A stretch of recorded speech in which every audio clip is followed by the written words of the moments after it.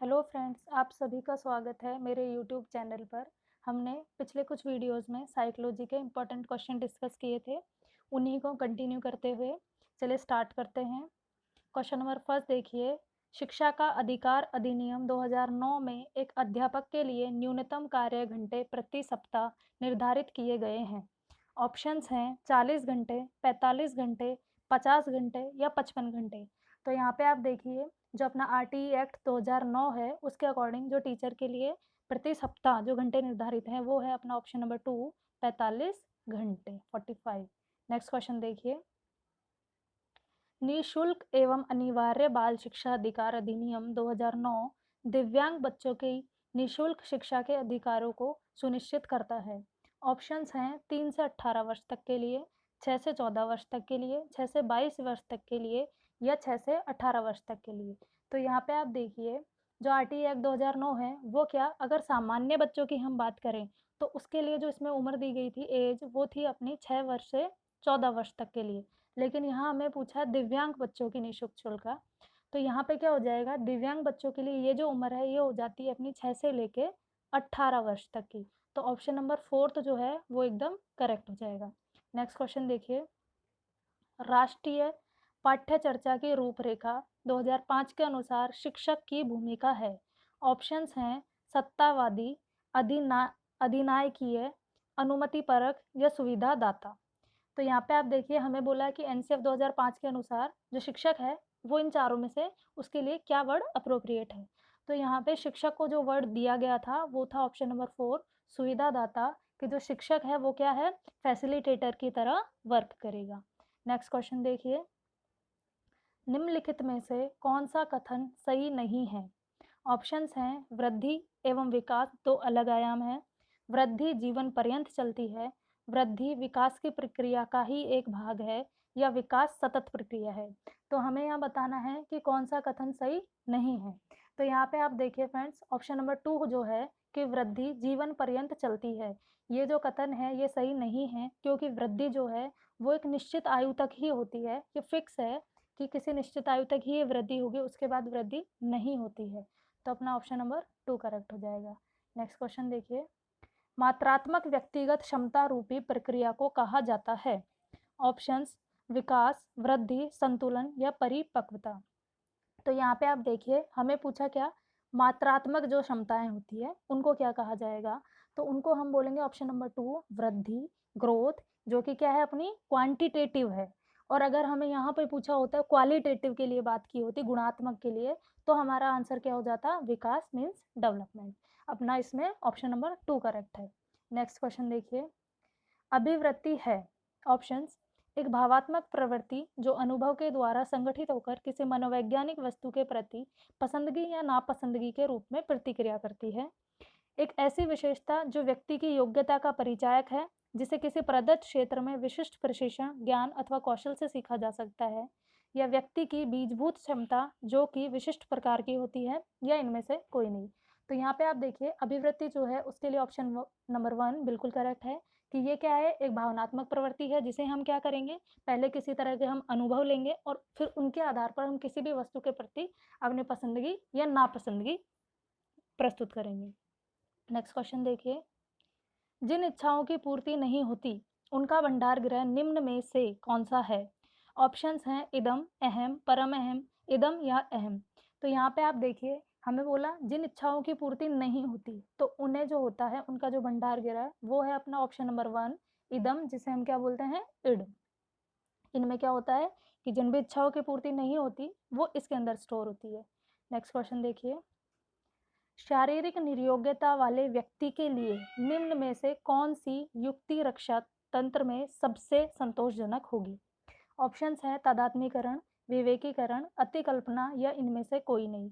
तो यहाँ पे आप देखिए, बात हुई है शारीरिक निर्योग्यता वाले व्यक्ति की, तो वो कौन सी युक्ति अपनाए कि उसे संतोष हो जाए। तो उसके लिए ऑप्शन नंबर 3 एकदम करेक्ट है, अतिकल्पना, कि ऐसी कुछ चीज़ें या ऐसे कुछ लक्ष्य जिन्हें वो प्राप्त नहीं कर सकता, तो उनके लिए वो संतोष कैसे प्राप्त करेगा, कि उनकी कल्पना कर लेगा। नेक्स्ट क्वेश्चन देखिए, किसी व्यक्ति के जैविक विकास के लिए क्या शब्द इस्तेमाल किया जाता है। ऑप्शंस हैं अधिगम, मैच्योरेशन, मैच्योरिटी या आयु वृद्धि। तो यहाँ पे आप देखिए जो ऑप्शन नंबर 1 है अधिगम, अधिगम जो होता है उसे तो हम बोलते हैं व्यवहार में परिवर्तन। ऑप्शन नंबर 4 जो है अपना आयु वृद्धि, मीन्स जो एज आपकी नॉर्मली इंक्रीज होती है, बढ़ती है, वो हो गया। बात करें ऑप्शन नंबर 2 की मैच्योरेशन, तो मैच्योरेशन का मतलब क्या है कि आपकी एज के अकॉर्डिंग आपके शरीर में जो विकास हो रहा है, मीन्स यहाँ पे जो वर्ड यूज हुआ है जैविक विकास, उसको हम क्या बोलेंगे, मैच्योरेशन बोलेंगे। कि आपकी एज के अकॉर्डिंग आपके शरीर में आपके सेल्स, आपके टिश्यूज जो हैं उनमें किस तरह से डेवलपमेंट हो रहा है। बात करें ऑप्शन नंबर 3 मैच्योरिटी की, तो मैच्योरिटी क्या है कि एज के अकॉर्डिंग आपके दिमाग, एक तरह से हम इसे मेंटलिटी, मेंटल से जो बौद्धिक क्षमताएं होती है उनसे रिलेट कर सकते हैं कि मैच्योरिटी मीन्स क्या है कि आपकी एज के अकॉर्डिंग आप में बौद्धिक क्षमताएं कितनी विकसित हुई है। तो हमसे क्वेश्चन में पूछा था जैविक विकास से रिलेटेड कौन सा शब्द है, तो उसके लिए अपना ऑप्शन नंबर 2 जो है मैच्योरेशन, वो बिल्कुल करेक्ट हो जाएगा। नेक्स्ट क्वेश्चन देखिए, अजनबियों का भय जो बच्चे विकसित करते हैं डैश के कारण होता है। ऑप्शंस हैं ऑपरेंट कंडीशनिंग, क्लासिकल कंडीशनिंग, संकेत अधिगम या अंतर्दृष्टि अधिगम। तो यहाँ पे आप देखिए हमें क्या बोला, अजनबियों का भय है जो बच्चे विकसित कर रहे हैं।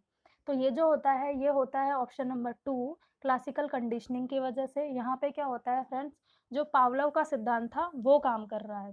तो अपना ऑप्शन नंबर 2 करेक्ट हो जाएगा। नेक्स्ट क्वेश्चन देखिए, बुद्धिमत्ता एक ऐसी प्रक्रिया है जो कई अवस्थाओं की श्रृंखला के माध्यम से बढ़ती और विकसित होती है। छोटे बच्चों बनाम बड़े बच्चों की सोच के बीच गुणात्मक और मात्रात्मक दोनों अंतर हैं। इस सिद्धांत को किसने प्रतिपादित किया? ऑप्शंस देखिए, B F Skinner, Howard Gardner, Jean पियाजे या जॉन डुई। तो यहाँ पे जो आपका करेक्ट ऑप्शन है वो है ऑप्शन नंबर 3 जीन पियाजे। इन्होंने ही बताया था कि बुद्धि क्या है, एक ऐसी प्रक्रिया है जो कई अवस्थाओं से गुजरेगी, उससे ये विकसित होगी, और छोटे बच्चे और बड़े बच्चे जो हैं उनमें गुणात्मक और मात्रात्मक दोनों में अंतर पाया जाएगा। नेक्स्ट क्वेश्चन देखिए, विशेष रूप से डैश के विकास के कारण शिशु गतिशील होने में सक्षम है। ऑप्शंस हैं केवल मोटर क्षेत्र, न तो संवेदी और न ही क्रियात्मक क्षेत्र, केवल संवेदी क्षेत्र, या फिर संवेदी और क्रियात्मक क्षेत्र दोनों। तो यहाँ पे आप देखिए अगर किसी भी बच्चे का अपन को विकास देखना है और उसमें गति देखनी है तो उसके लिए हमें ऑप्शन नंबर 4 संवेदी और क्रियात्मक दोनों ही क्षेत्रों की आवश्यकता है। तो यहाँ पे ऑप्शन नंबर 4 करेक्ट हो जाएगा। नेक्स्ट क्वेश्चन देखिए, निम्नलिखित में से किस सिद्धांत को प्रतिरूपण मीन्स मॉडलिंग अधिगम सिद्धांत के रूप में भी जाना जाता है? ऑप्शंस हैं विकासात्मक अधिगम सिद्धांत, सामाजिक अधिगम सिद्धांत, ट्रांसफॉर्मेटिव अधिगम सिद्धांत या अंतर्दृष्टि अधिगम सिद्धांत। तो यहाँ पे आप देखिए ऑप्शन नंबर 2 जो है अपना सामाजिक अधिगम सिद्धांत, वो बिल्कुल करेक्ट है, क्योंकि सामाजिक अधिगम सिद्धांत में भी यही बताया गया था कि बच्चा क्या करेगा, समाज में जो आदर्श हैं या जो मॉडल हैं उनके जो व्यवहार है उनको अपने अंदर लाना चाहेगा, उन्हें वो अपनाना चाहेगा। तो जो मॉडलिंग जो है प्रतिरूपण अधिगम का सिद्धांत, ये किससे संबंधित है? ये अपना सामाजिक अधिगम सिद्धांत से। नेक्स्ट क्वेश्चन देखिए, एक कॉलेज जाने वाली लड़की ने फर्श पर कोट फेंकने की आदत डाल ली है। लड़की की माँ ने उससे कहा कि कमरे से बाहर जाओ और कोट को खूंटी पर टांगो। लड़की अगली बार घर में प्रवेश करती है, कोट को हाथ पर रखकर अलमारी की तरफ जाकर कोट को खूंटी पर टांग देती है। यह उदाहरण है। ऑप्शंस हैं श्रृंखलागत अधिगम का, उद्दीपन अनुक्रिया अधिगम का, प्रत्यय अधिगम का या इनमें से सभी। आपको याद हो तो फ्रेंड्स ये क्वेश्चन हमने पहले भी डिस्कस किया है और आज भी मैं इस क्वेश्चन को इसीलिए लेकर आई ताकि आपको ये पता चले कि कितने क्वेश्चन ऐसे होते हैं जो एज इट इज़ हमारे क्वेश्चन पेपर में रिपीट होते हैं। तो यहाँ पे जो ये दी हुई है कंडीशन, इसके अकॉर्डिंग इसका जो करेक्ट ऑप्शन हो जाएगा वो हो जाएगा अपना ऑप्शन नंबर 1 श्रृंखलागत अधिगम का ये उदाहरण है।